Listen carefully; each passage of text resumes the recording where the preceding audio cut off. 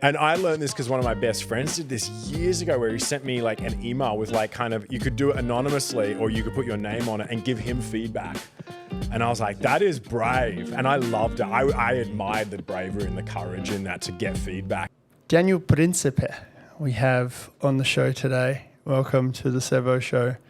And this one came from a Instagram DM from someone else who found my content talking about kids and their futures and what they're thinking about now, what they're doing now, and me diving deeper into helping them out.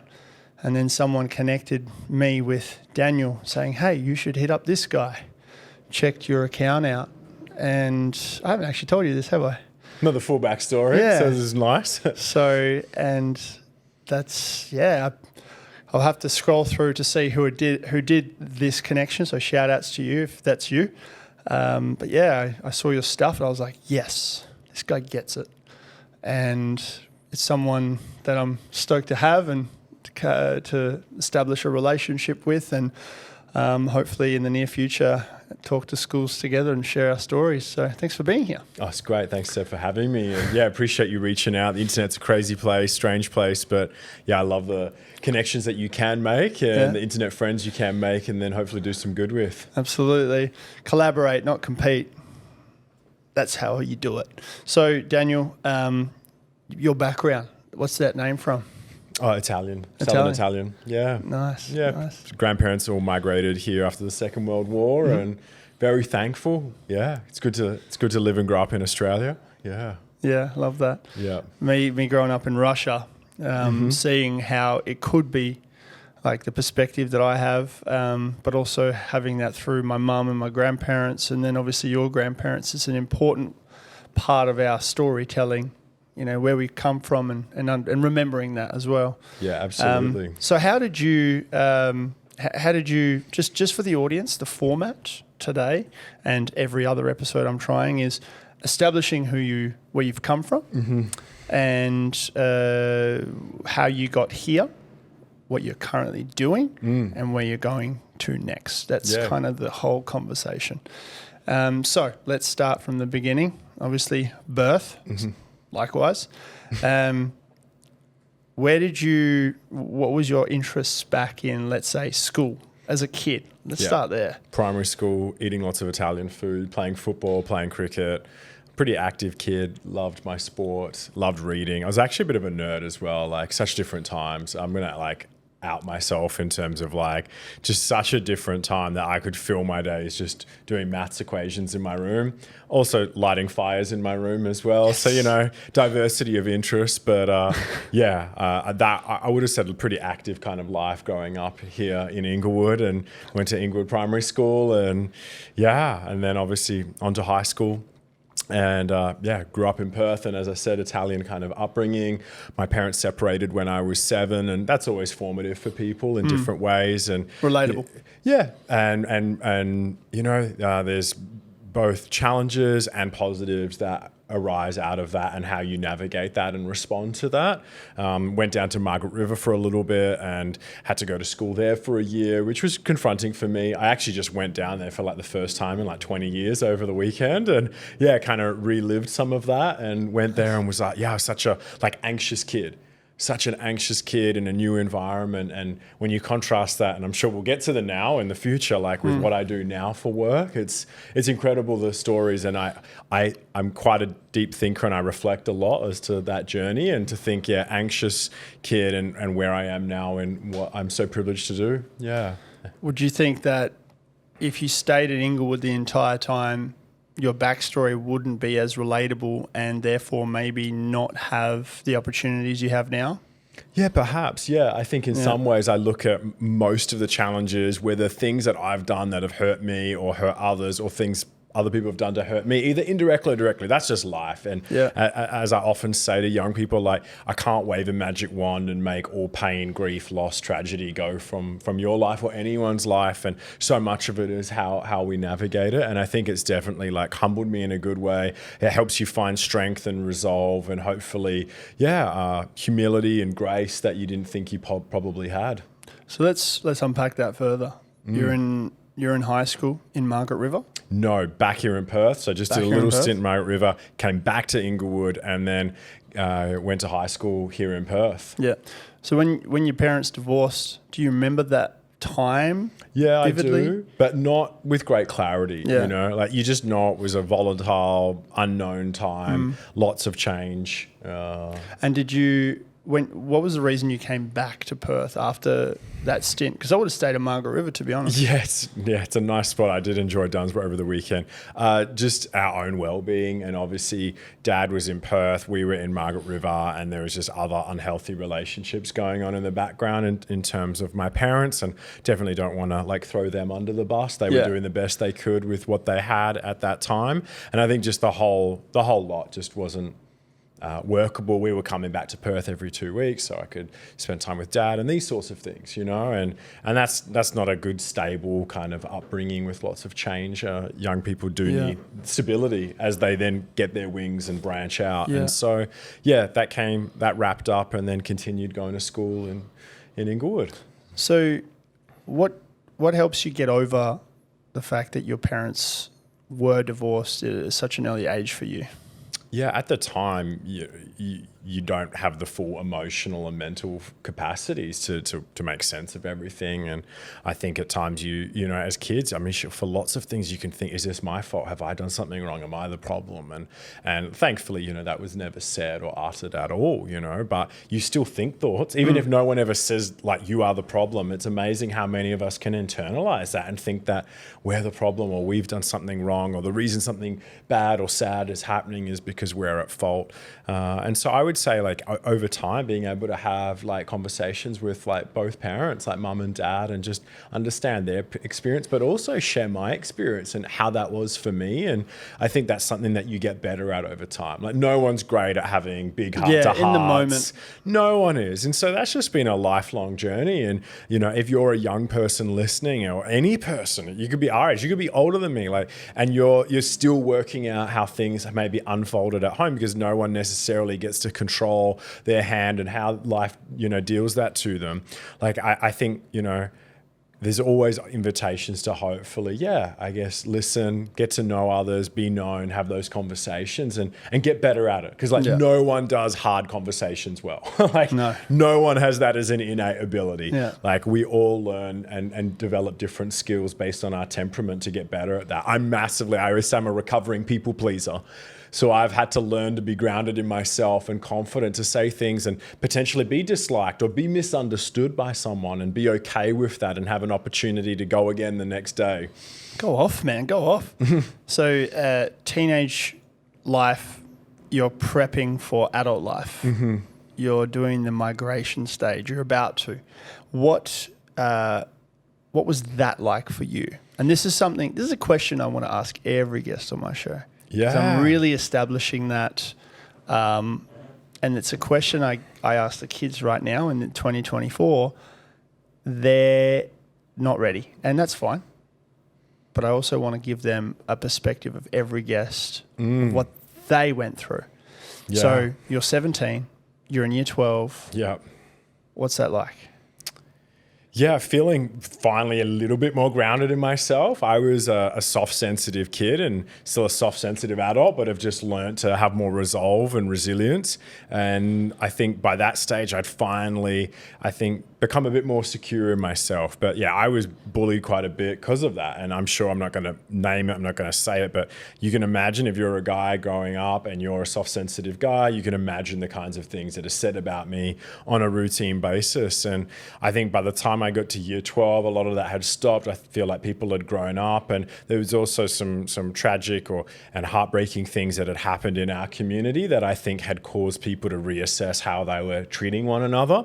And so I finally felt like I was in a good space. I didn't necessarily have a clique. I wasn't necessarily, these are my only guy friends and these are the only guys I hang out with, or these are the only girls I hang out with. I kind of found friends and pockets of kind of connection here, there, and everywhere. And that's still been my story to this day. I kind of haven't just had, these are my 5 besties that we had in primary school and we're still besties now. To the people that have that and that's your experience, like amazing. Yeah. That's not been my experience. It's very much been a journey of like discovering where I fit in primary school, then going to a different high school, then going to a different uni than most of my friends, and taking a unique career path that others didn't have at that time. And Can relate. Can absolutely relate. Yeah, always a rediscovery. But yeah, there's unknowns at that time, and I was in a relationship and was doing okay in some of my subjects and was kind of confident. I kind of had the grades to kind of do what I was hoping to do next. I then broke my leg playing football in year 12, and then dealing with that, especially because like at that time, like, you know,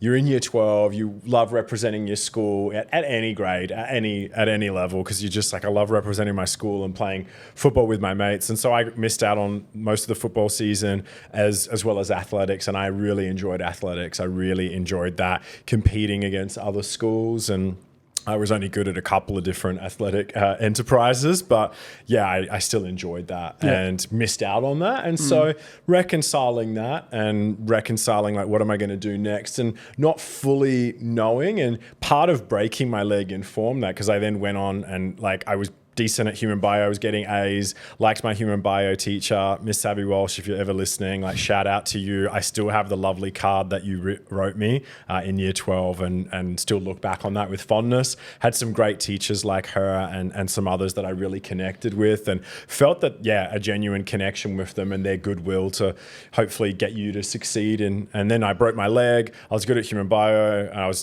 I loved my sports. So I was like, oh, I'll just go study physio. So that's kind of how that landed. Yeah. And that was kind of what informed that big life decision, which feels so big when you're sitting there. And then you realize on the other side that you can chop and change and take time away and come back to something and do something else, or study in another state or another uni, or, you know, like you can just reinvent it so many ways. Yeah. And I reckon it's probably changed now, and I can't comment on this because I'm not living that. But at the time, it felt very like, gosh, I got to get this right. Otherwise, my whole life's dependent on it. And now, given what I do and how many times I've recreated myself and what I feel called to do, and getting greater clarity on that, you're just like, if you're a young person, like, yeah, like do well, learn. But I think character's more important than like your grades. Like that's something you'll take all throughout life. Like your grades become pretty irrelevant. Not to say don't study hard, and if teachers are listening, like, but character transcends that and is just so much more important. That's the self-awareness. Absolutely. And we touched on it last week when we had a chat. Self-awareness is the most important thing you can build in school.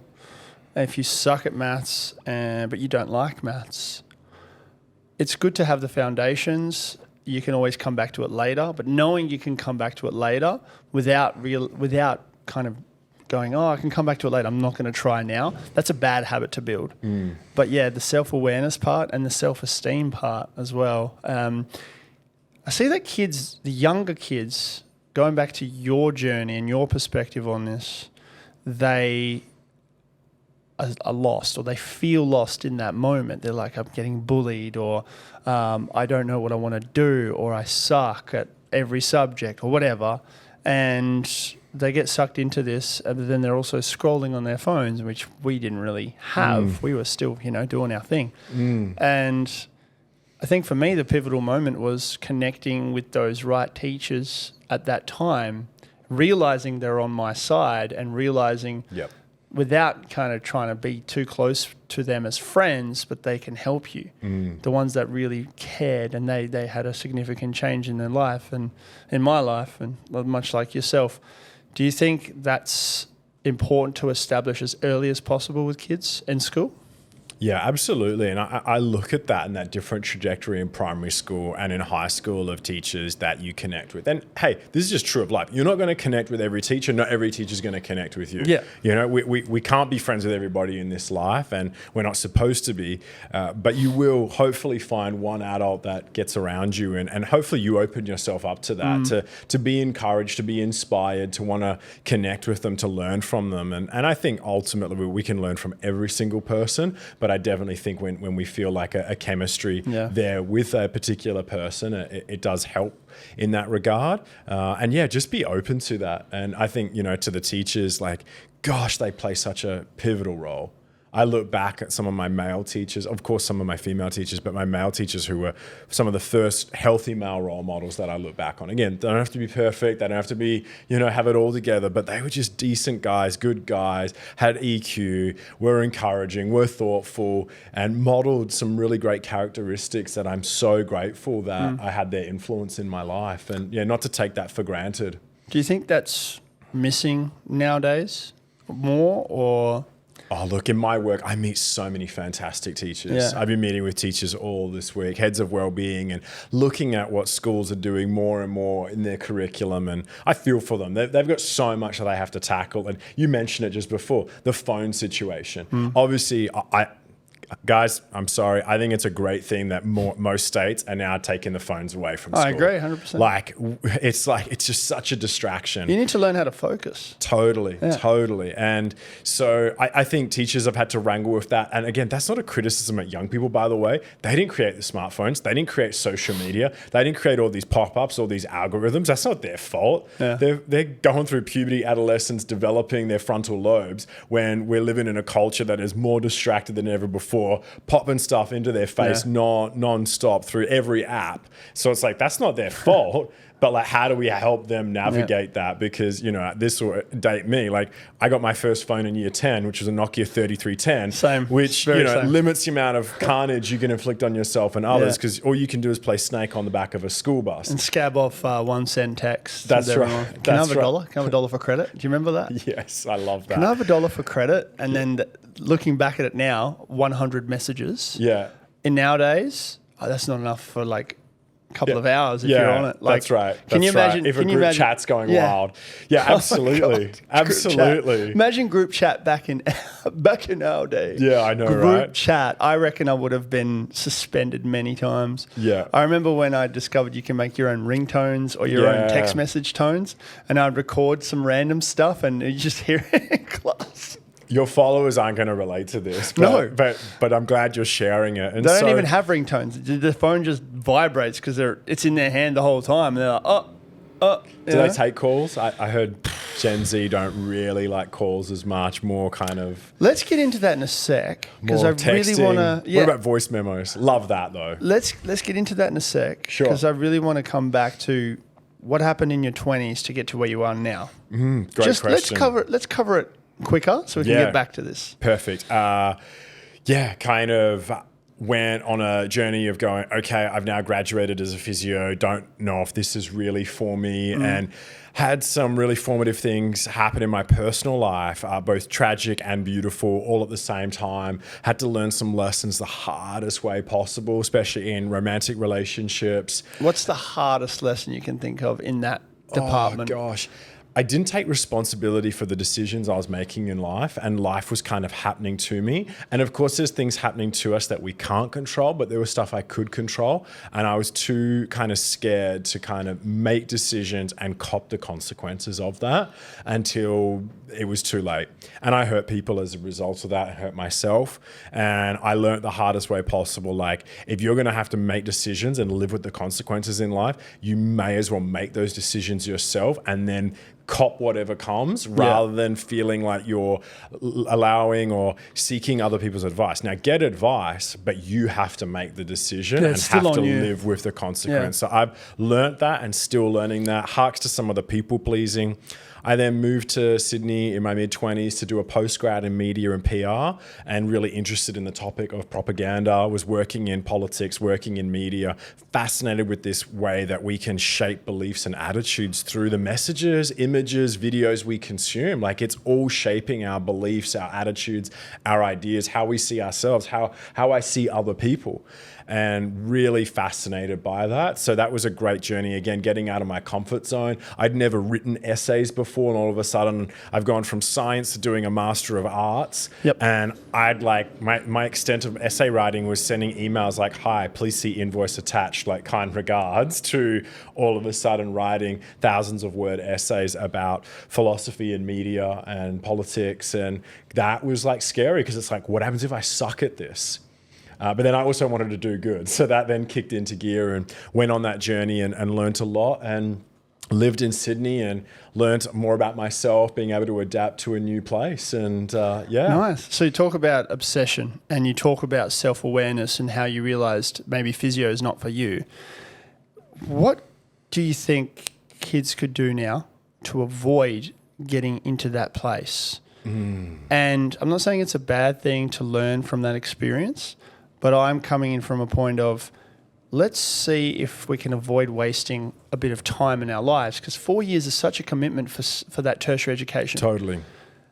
And I say to kids, hey, what is the day-to-day of being a physio like? And do you know it? Totally. Most of them say no. They don't know. We got that talk in our final year. So you've already done the bulk of the studies. You're now on prac. And we had a guy come in and talk about the realities of private practice versus like hospital physio. And you're like, yeah, that would have been handy to know. Like, why don't you think they tell you that in the first year? Yeah, look, that's a whole other conversation. But yeah, look, back to your question, and I think it's such an important question, is like, I think as you say, one of your fundamental values and vision is like knowing yourself. And that's not just a solo project, by the way. I think we've sometimes got it wrong in a bit of a kind of hyper individualistic modern world that I'm going to know myself by just talking to myself or just sitting by myself or reflecting by myself. No.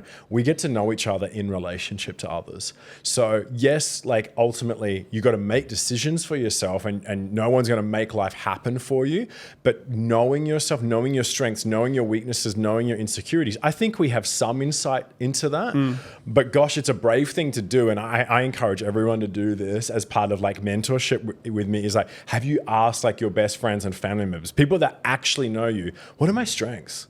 What are my weaknesses? Like, what can I be relied on for? Like, where do you think I've got the most potential to grow? Like, what untapped skills do you think like I'm not like putting in the work in?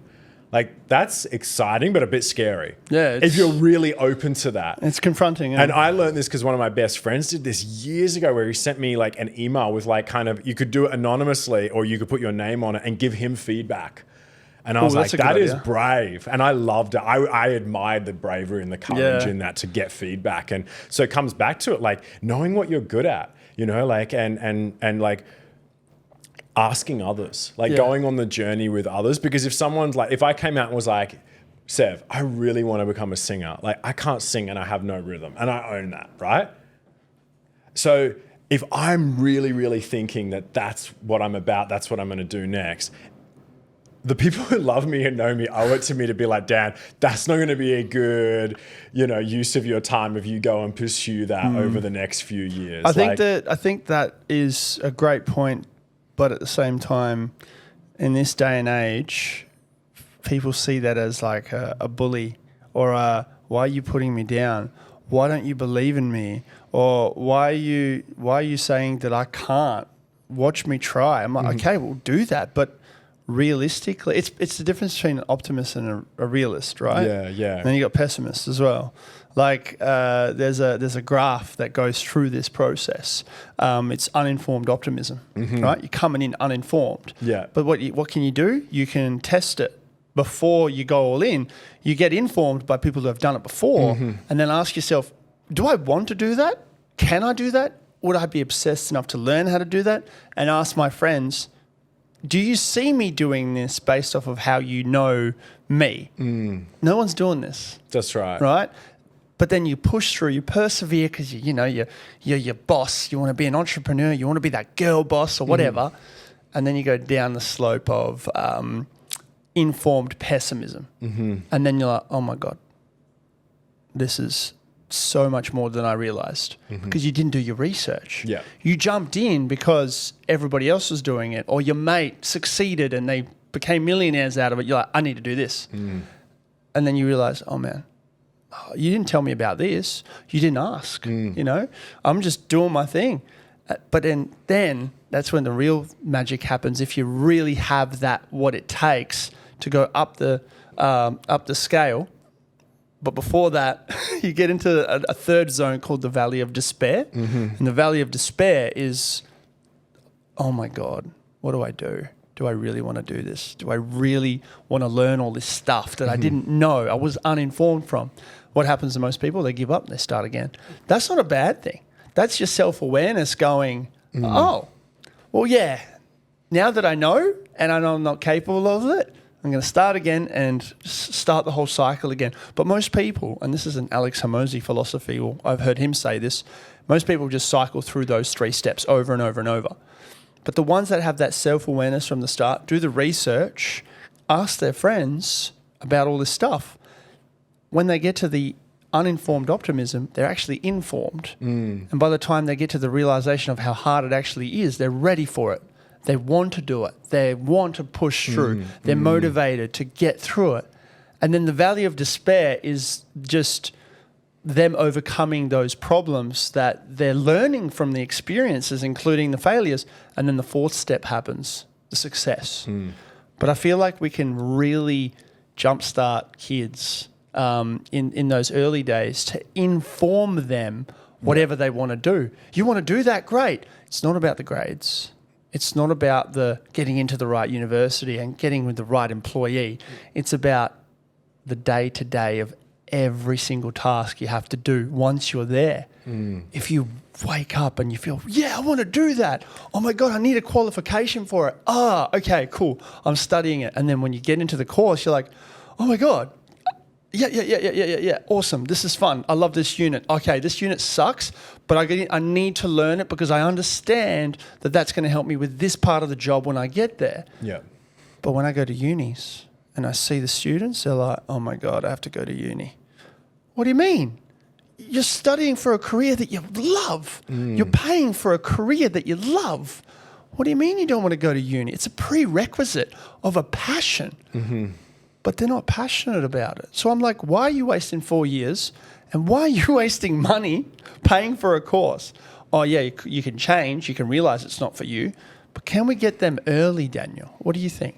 Yeah, I think so. And again, play to your strengths and ask those questions. And you're never going to fully know what it takes. I reckon if we all fully knew what it was going to take, maybe none of us would take the step, right? There's always going to be a leap of faith. But I think if you're going to do it because you're informed and therefore you know what, to an extent what it's going to take, what the paths are, what's available to you from there. And so, I think that's a huge part. And I think we all play a role, from families to schools to communities, to helping young people know what that looks like. Now, we've got more information than ever before at our disposal. So I think that's a great plus. I don't see the kids researching though. But finding out like what you're good at and why you want to do that.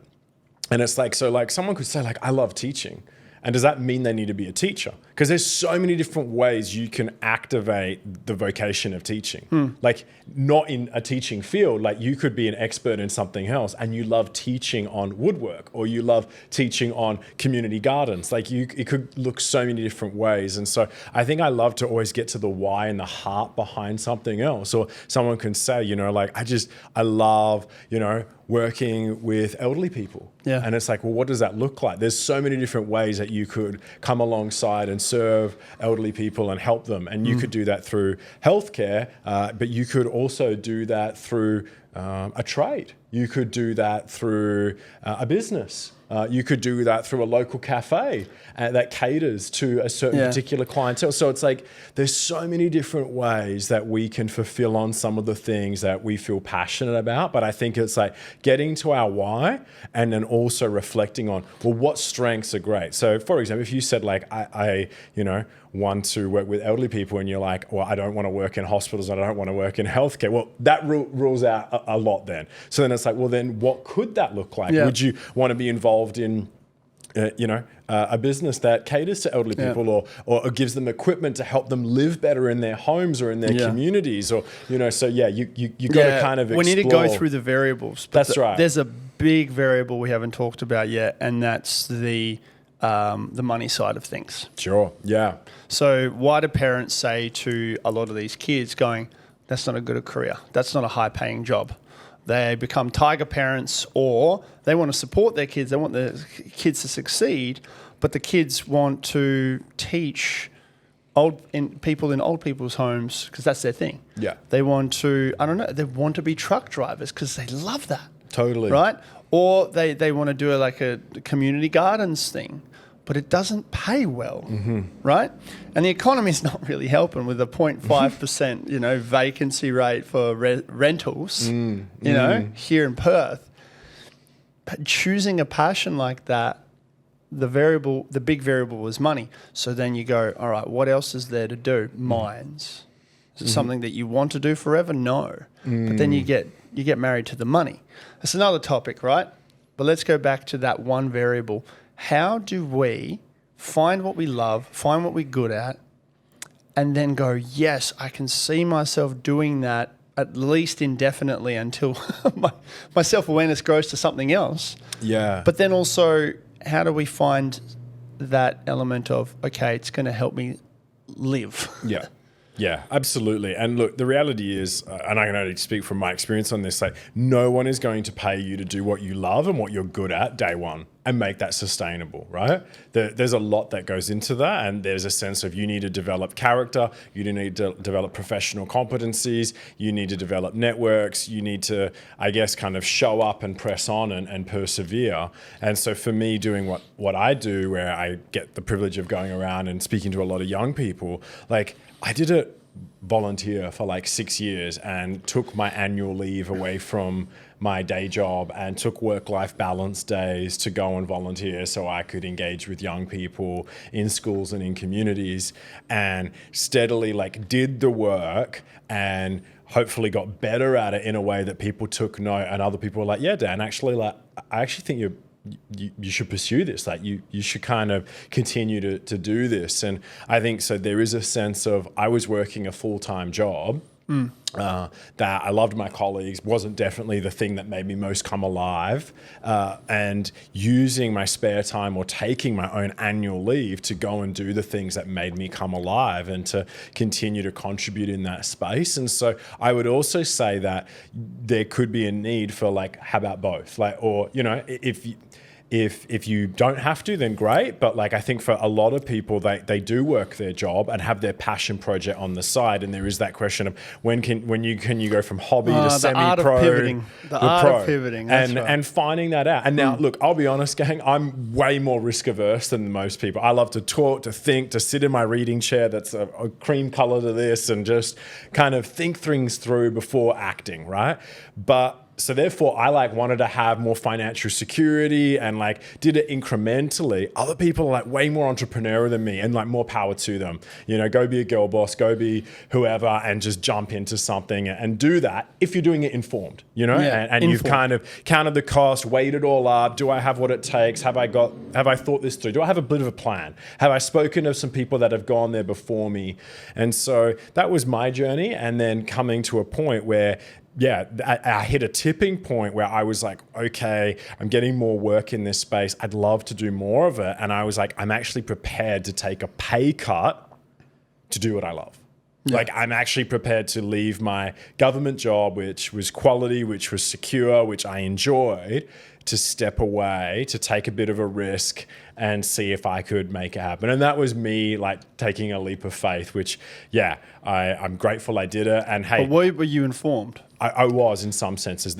You did that through volunteering? Because I knew what I was doing. I knew kind of how it worked. I knew if I was good at it. I knew if there was a demand for it. So I had a decent body of information to make an informed decision in. And that's where like this conversation is steering exactly where I'd hope it would. You got your self-awareness, your your self-esteem is through the roof, and you're smart with money, and you inform yourself before making the next decision. You don't just go, I quit, I'm going to do something else, but you haven't found out what that is yet. Yeah. That's equal to, hey, I'm a kid, I'm still living with my parents, I don't have bills, I don't pay taxes, I don't have any debt, but I do need to move out of home soon, maybe one day. Not in a rush, because I've got a good relationship with my parents, and they've also told me, hey, you can chill here for as long as you need, just as long as you do something. Mm-hmm. I fortunately had that. Mm-hmm.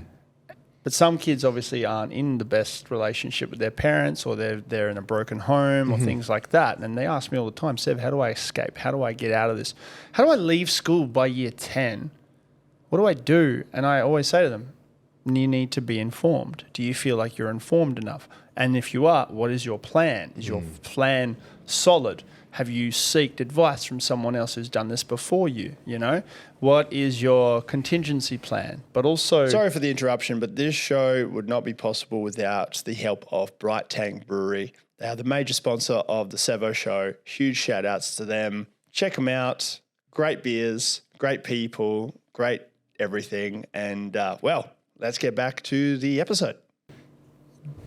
Are you going to go hard and not really just fall back on a contingency plan? Because for me, there's no plan B.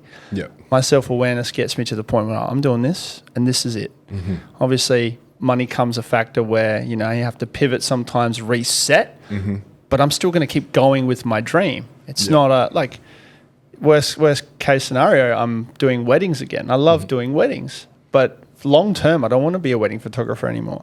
I'm further away as a school teacher as well. So with what you're saying, with what you've done, you've informed yourself, and that's why you're successful with what you do, because you've thought about it, you've implemented it, you've succeeded, and now you have the authority to talk about it. And I feel like that's missing in this world. Mm-hmm. There's so many people that are faking it until they're making it. But what they've made it is they've sold people a story that's originally told by someone else.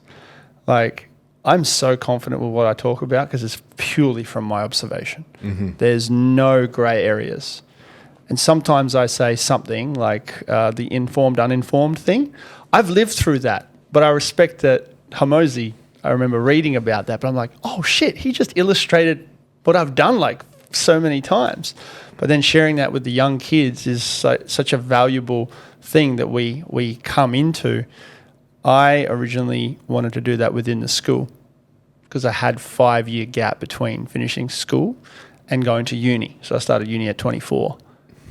And then I thought, when I got into schools at 2017, I was like, wow, there's a lot of teachers here that don't have much life experience. They went from school to school to school. High school, uni, school. Mm-hmm. What do you got to show for, how are you going to relate to the kids? What stories are you going to tell them? There are some amazing teachers out there that have done that journey and are great teachers, but I found always the better teachers did something else beforehand and they have some practical knowledge they can apply. And I was fortunate enough to do that. And you saying that you've volunteered for 6 years to know that that's something that you're good at, you're informed. My mum's a school teacher. I've been a school teacher for almost 40 plus years. Mm-hmm. And I remember growing up at school, she'd given me her laptop because she wasn't the best at English and typing. She was just more practical, like I am. Mm-hmm. But because I had the better English skills, she was like, can you write my relief lesson? I'm unwell today. And I remember writing the relief lessons. I'm like, man, okay, this, that, and this. Oh, it's not that hard. Yeah, that'll do. And then I was like, that was my informed, background. I'm like, yeah, I could do teaching. Mm-hmm. I remember watching her do it. But, so you obviously went from physio to what were you doing after physio? Like media and public relations. Yeah, media and publishing. And then now you're going around to schools, lecturing the kids around Australia. Have you done an overseas stint yet? I did the US in this time last year. Amazing. Yeah. What was that like? The US is wild. Did you feel safe? Yeah, I mean, it's interesting being in LA, just going into an average boutique, like what you would get in Northbridge to buy a streetwear t-shirt for $40 and having 2 security guards with guns standing out the front. That's pretty bizarre. What about the schools? I wasn't in schools. I was working more with adults. Oh, okay. But so went to the US, and that was interesting. Would love to work in schools in the US and have friends over there pitching, but it's a hard thing to be able to get those sorts of approvals, as you know. But I most of my time all throughout Australia, all sorts of schools, engaging young people, predominantly boys, and having conversations with them about the messages they receive about themselves, about what it is to be a man, about healthy relationships, about sex and sexuality, which I get some people don't want to address those topics, but I always love to say I like to gently address the elephant in the room. And people need to talk about that. Talk about what's going on in the lives of young people, and not from a place of not that you meant it when you said lecturing. I definitely don't want to like be talking at the young people, No. but like I love hearing from them. I want to know what's going on in their worlds and checking in with them and being like, hey, I didn't have to navigate what you are going through right now in 2024. So would love to hear from you and get your thoughts. And when I share stories, it's a bit of my own, but also the stories from speaking to tens of thousands of young people all across Australia saying, look,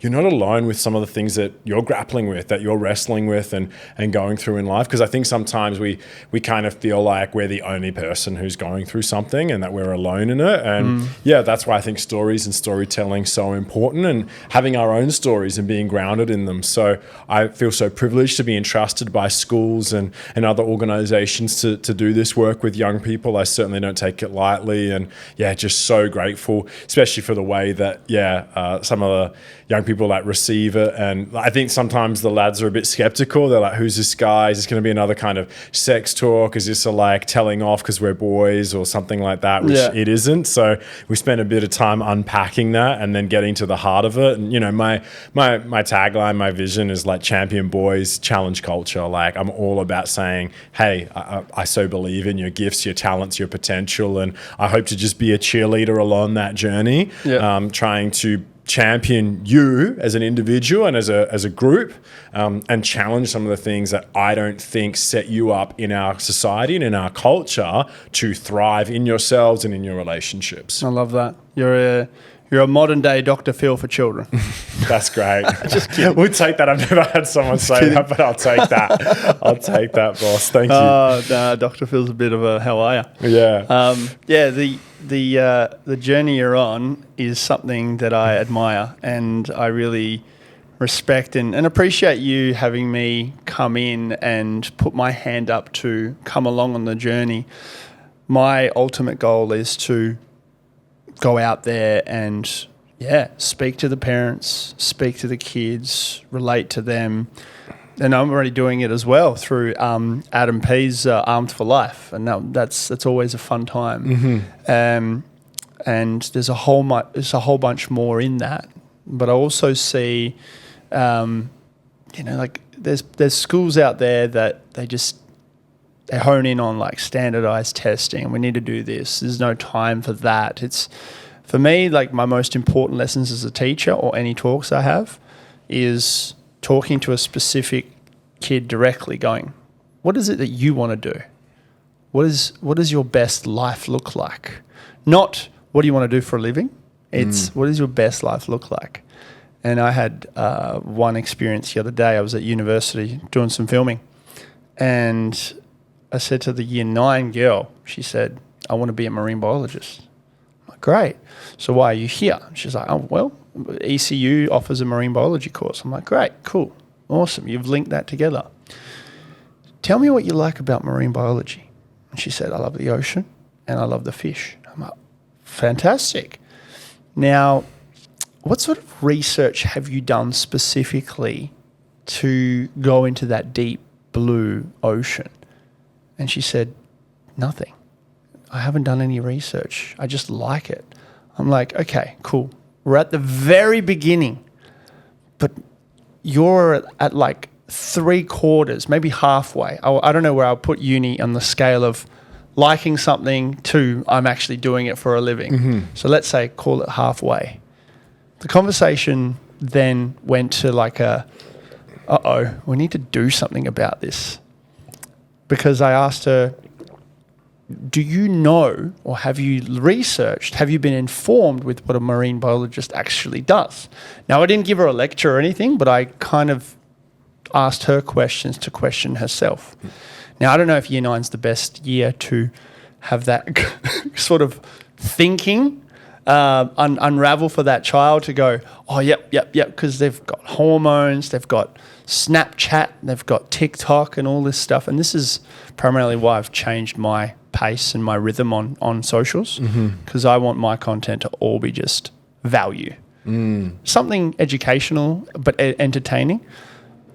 But I don't want to add to the pile of shit that's out there. People escape through comedy, through football, through whatever. But there's so many escape options that when combined together, that's all you're doing. Yeah. So I looked at her and I'm like, what are you doing to nurture what you like about it? Or is it just like a dream for you? Or is it just like a cool thing? And she said, yeah, it's pretty much like a cool thing. And then the parents standing by going, what the fuck? No one's actually like asking these questions. So then I'm like, before you commit to this, I want you to promise me to go home today and research and have a look what careers there are, specifically junior, senior, whatever, right? Do you like boats? Do you like diving? Do you like dissecting fish? Because, you need to do some of that stuff as a scientist. And I didn't get to that dissecting part. I didn't want to scare her off, but good, wise. I think I had about 4 or 5 different conversations with kids that day, off camera, because this wasn't the direction the filming was going in. But the answers they were giving me are quite alarming. There's a lot of indirection, and they're committing so early. And I look at that at the same time as it's like dating someone because they like them. Oh, you like me? Oh, I like you too. Let's date. And then a year in, you hang out with them. They have bad habits you hate, but you feel bad because you've kind of committed for a year and you're worried everyone else is going to be judging you for breaking up with them. You're going to be the bad guy or girl for breaking up with them, breaking their heart.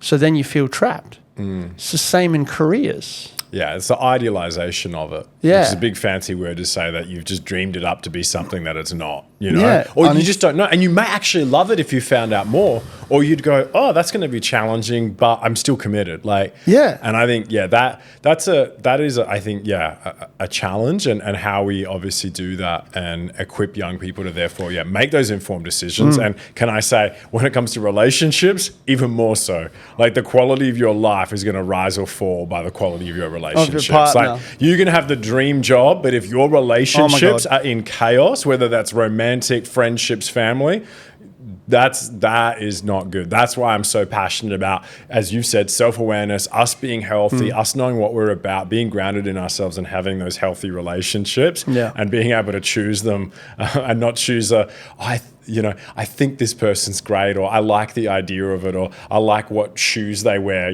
That's and again, I'm not hopefully suggesting anyone would make those decisions, but like looking at someone, again, for me, I always come back to character. Yeah. How much are you willing to sacrifice, and is it worth it? Is it sustainable?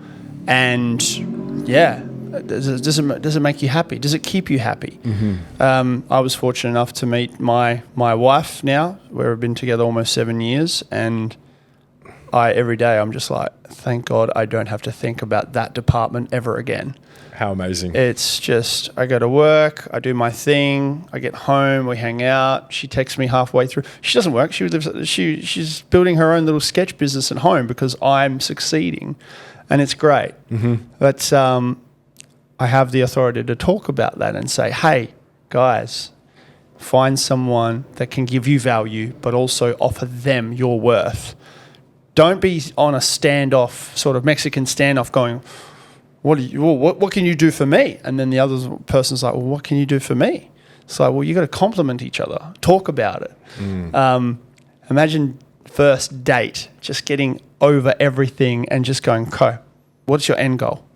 Do you want kids? Yes, no. No. Well, I want kids. However, when I first met my wife and we talked about kids, she was like, I don't want kids. I was like, oh, shit, red flag. But now she wants kids. She wants my kids, So there's a bit of that going on. It's just like you can grow together or grow into each other. But the amount of toxicity I see in relationships, because the self-awareness or the emotional maturity, for that matter, is not quite established. You don't have boxes to tick. My last relationship, it was a good 5-year run, but it wasn't the right relationship. It wasn't toxic, but it wasn't the right relationship, which would eventuate into toxic, just naturally rot. So broke it off, age of 26, I had all these boxes to tick. And fortunately, 4 months later, I met Sabine. And I was like, no way. I always consider myself an outlier in that. but I talk about how I got there. I don't want to be like a relationships expert or coach or whatever, but I'm always talking about it from observation. How does one land someone like that? Be themselves, know what they want, and understand what they can provide for the other person. And talk about that openly. Yeah. Don't bullshit yourself. I know, we owe it to people. Yeah. We've got to be honest with ourselves first and then honest with others. And it's the same thing with employees or employers. Don't come in with a bullshit resume saying that your biggest weakness is you work too hard. Okay, Michael Scott. What if you come in and say, hey, I really am passionate about marine biology. I just finished uni. My biggest weakness is I don't have any practical skills yet other than the prac itself. I've dissected a couple frogs and are grossed out, but hey, I'm still here, right? I want to learn. I want to volunteer to see if you can see the value in me. The only problem is once they finish uni, they need to make money. So they're like shitting themselves. And then they, instead of going, oh, I don't get a paid job, I'm going to work in retail now with a science degree, instead they should volunteer. But they don't think about that. And when I said this to one guy the other day at uni, he goes, Seth, big fan. And he's like a volunteer at uni as well. Or he's a student there, but he's volunteering. And I was like, well, what are you studying? He's like, I'm about to graduate engineering. I'm like, dude, my guy, awesome. He's an Indian guy too. And I mentioned Indian because I'm from Kalgoorlie and I have a bit of a network with mining, right? And he wants to do some mining stuff with engineering and that.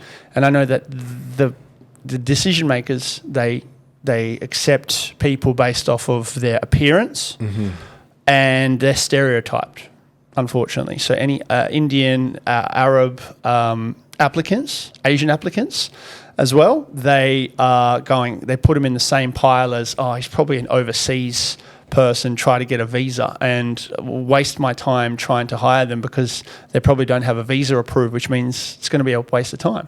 It's terrible. I gave him this thing because was something that he's not informed with. Dude, what are you doing right now to find a job? He's like, I'm building a resume, cover letter, LinkedIn, blah, blah, blah, blah, blah. And I'm like, okay, so is everyone else. How many people in your cohort? He said a lot, so many. I'm like, okay, what you need to do is figure out your unique selling point. You need to become your own salesman, but you also need to flip it. Why do they deserve you? You're buying them without any arrogance, but you need to come in and show up in person, volunteer, even if it takes a few months or so. You need to grind it out. But for some reason, people don't want to do that. Why do you think that is? My answer is they're not as obsessed. They're not actually as passionate. They're like, so many people are going to go for this job. For me, I'm like, I hate every motherfucker right now that is applying for the same job because I'm the best person for this job. I didn't get the job. Shit. This was me as a school teacher. All of my friends that I've built with at uni, I was like, oh, fuck, they got a job there. Fuck, I applied for that job too. Shit. But then I cracked it. I was volunteering, same as you. I was going into the schools and showing up in person. I remember one principal, she walked past the room because I was in the relief coordinator's room. She's like giving me a shot. Principal walked past, came back in, double take, and she goes, you're a big fella. And then she kind of like looked at the relief coordinator. She's just like, gave her the nod. And I was like, so when do I start? So she goes, yeah, tomorrow. I was like, oh, wow. She's like, yeah, we would like to give everybody a shot. I'm like, cool. I was there for like 3 terms, crushed it. They offered me a contract. But because I showed up, meanwhile, my colleague or my university friends, they were all like having to work in the country and stuff. And man, but like going back to this monologue, back to you, it's you're volunteering. I'm putting in the time to show up, to show people I mean business. The same with relationships. I'm willing to commit to you. Obviously, it needs to be reciprocated. So business and intimate relationships are very similar, but showcasing this to kids is quite challenging because they haven't lived it yet. They're all like, what do you know? But we need to open that up. And that's why I like talking about it with you. So let's unpack that with relationships first. You obviously went through a few relationships and they didn't they didn't work out. They failed, but the failing is, for me, it's always learning. You learn. What was the biggest takeaway out of your relationships that didn't eventuate into anything? I think having to look at the ways that I contributed to them not thriving. I think it doesn't take a lot of insight, and I say this now later in life, like to go and list your ex-partner's failings. It's a lot harder to be like, how did I not show up as well as I could have? Like, where was I not healthy? Where do I need to grow? And I think, yeah, I wish I'd done that sooner and started that journey of like reflecting on what was it in me? What are my insecurities? What are my habits? What are my kind of ways of thinking that are actually hindering me from thriving in a relationship? And yeah, being able to contribute well to that other person and also be able to receive another person who is right for me, you know, and do that. And so, yeah, I wish I had done that sooner. And that's probably the biggest lesson that I would take away from it all. You mentioned reflection. How important is reflection in one's life? Look, I'm probably someone who tends towards a bit of like over reflection. I like to think a lot, but I think at the same time, like there is a risk in not doing it and not ever taking stock, thinking about like, who am I? Where am I going? Where have I come from? Like, what's next? What steps do I need to take? I'm someone who between Christmas and New Year, every year, I'll sit down and like map out my life according to all the different relationships that I'm contributing to. And they can be professional, personal, romantic, family, and be like, am I living out what I say I'm about? And it's not precise, it's not Excel spreadsheets, it's not like this exact science, but it's just like getting a bit honest to be like, am I living out what I say I'm about in all these different areas of life? And where, when I then ask others for input into that, like where could I grow? Where could I contribute? And again, you wouldn't want to be doing that every week, every month. But I think there is a place in certain times of a year or of your life to really take stock and reflect on that. And like I said earlier in the chats, like do it with others that you trust to actually want good for you. Like, yeah. It's good to recalibrate as well. I love that word. Yeah. Oh, I love that word. Yeah, absolutely. I like that a lot. So I've got this other saying. They say that if you are not good for yourself, if you can't love yourself, you can't be good for anybody else. You can't love everybody else. What are your thoughts? I think we're so complex in that regard. Like, yeah, I think at the same time as we're learning to be secure and grounded in ourselves and get healthier, perhaps we can love others. Maybe it's in parallel. I don't fully know. It's so complex. What does it look like to fully love yourself? I definitely know that I feel a lot more secure in myself now, and I wish that had happened in my early 20s, but it didn't.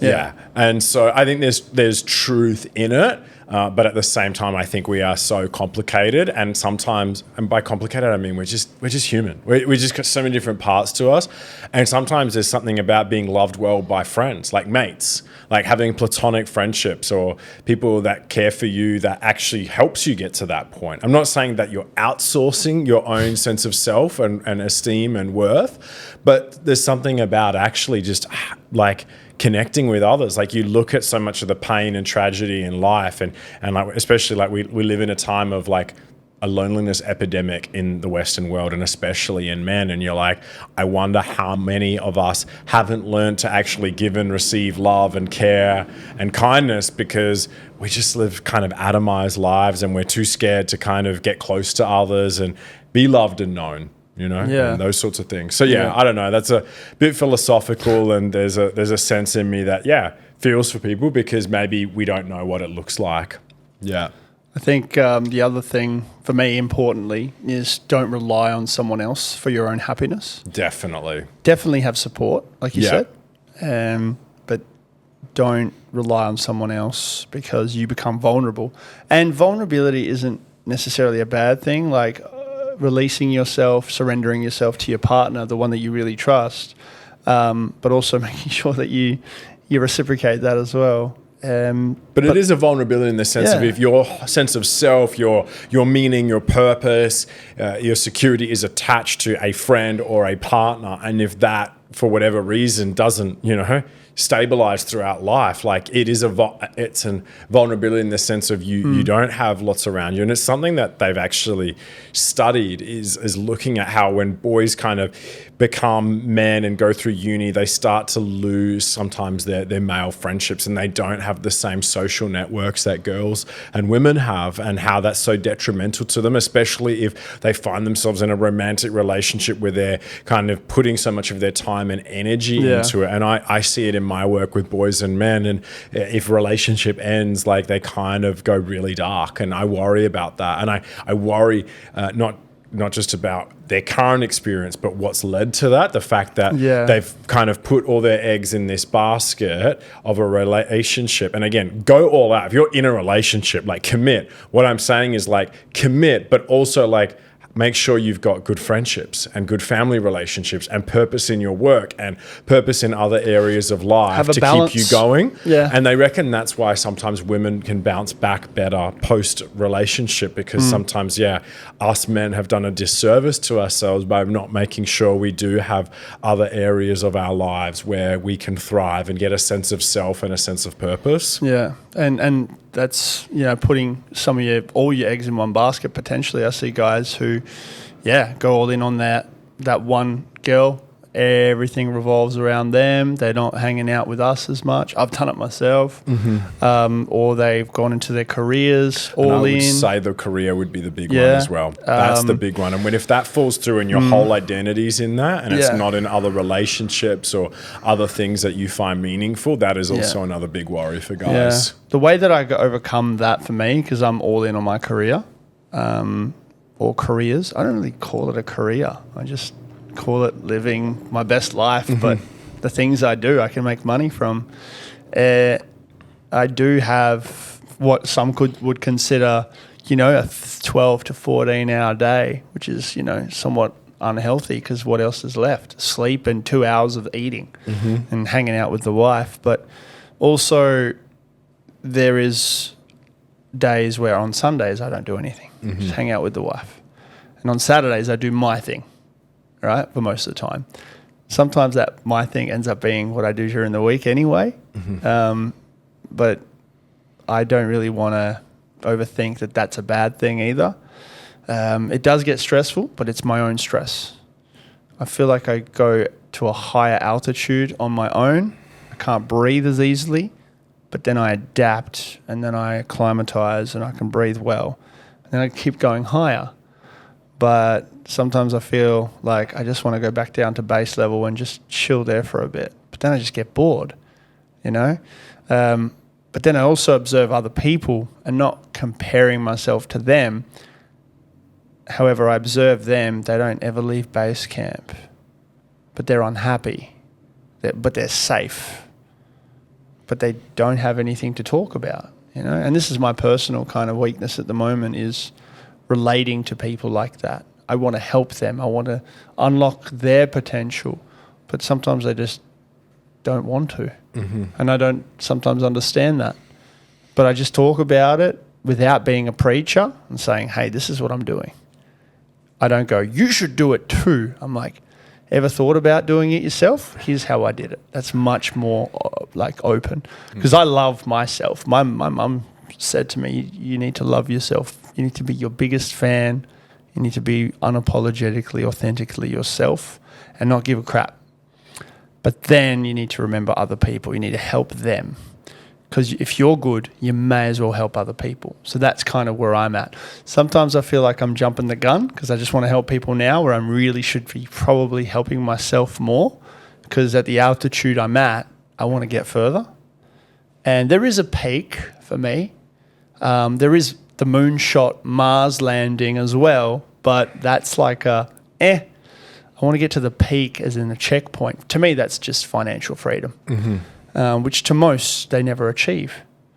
But when I get to the financial freedom, that means I can go, you know what, today I really could work on that moon landing or that Mars shot, but hey, I'm going to help this person figure out how they can get out of debt, or help this kid get through their bullying, or their social anxiety.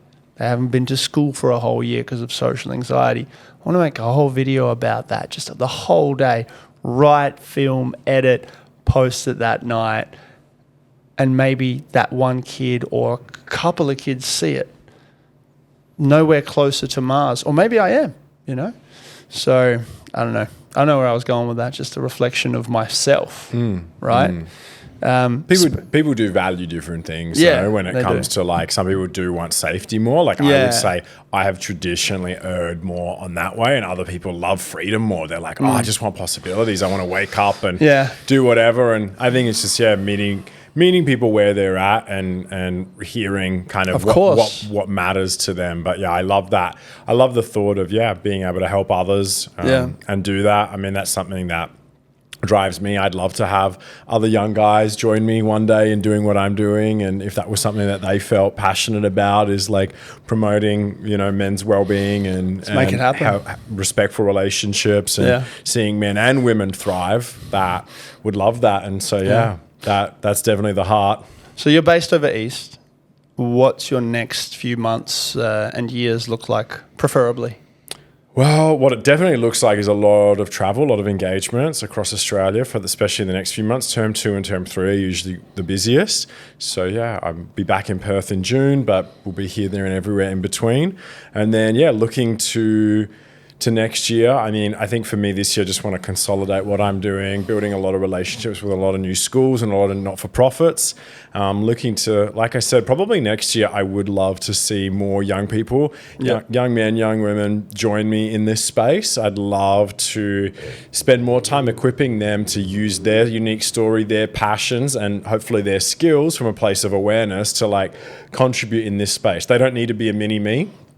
Only I can be me. But I'd love to help equip them to tell their stories to help others. So that would be my hope. Love that. So we've got a section called the Pod Decks. It's an app that I really like using because it's got some really quick fire questions. All right, let's do it. I've got 2 categories for you to choose from. We've got dating life or self-growth. Self-growth, let's do it. All right, let's do it. Okay. What makes, and before I begin, actually, quick answers so we can really clip these as well. Got you. Don't overextend them unless you absolutely necessarily have something. How long we got, boss? Because I'll probably have to head soonish. Like 30 seconds per answer. Oh, great. Yeah. Good. What makes growing challenging? Being okay with failure. Yeah. What mistakes have you made that you're still learning from? Being a people pleaser, not knowing myself, not backing myself enough, and not getting the right mentors sooner in life. Why is it important to have the right people on your team to accomplish your dream? We can't do it all ourselves. We need others to help us, to encourage us, to bounce ideas off, to check in with, are we showing up as our best selves? What is your superpower? Personally, talking. What do you do to manage your energy, like physical, mental, emotional, and spiritual? Try to train a lot. I love exercise. I love boxing. I really enjoy eating good food, being out in nature, spending some downtime as well. I like reading. I like sitting, and it's hard because my job is so people focused, but I also have to connect with people who know me well, where I get to be my full self. Not that when I'm talking, I'm not my most authentic self, but there's people who just know you that you can just like be 100% you with. Yeah. What's the hardest way for you to learn and why? For me, it's like not taking the risks I'm meant to and then doing it like a year later or 2 years later and being like, that wasn't so hard. Why didn't I do that like a year ago? And I know that like there's buffer for that and there's always time, but like, probably that. I'm less likely to make mistakes because I won't take the risk. So it's like, take that risk sooner. Love that. Final question. What's one question someone should ask when they feel stuck? Got him. I'm stuck right now.